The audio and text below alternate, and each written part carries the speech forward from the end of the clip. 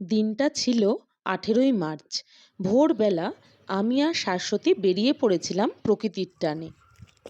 সরু পাহাড়ি রাস্তা, দুপাশে সবুজের স্নিগ্ধতা, ফুলের বাহার, ঠান্ডা ঠান্ডা হাওয়া, চারিদিকে কুয়াশার আস্তরণ, সব মিলিয়ে এক অন্যরকম অনুভূতি।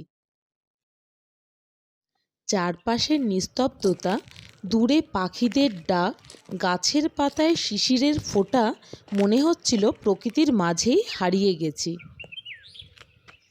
সত্যি বলতে এই ভোর শুধু চোখে দেখার নয়, অনুভব করার। প্রতিটা নিঃশ্বাসে মিশে আছে সতেজতা আর শান্তি।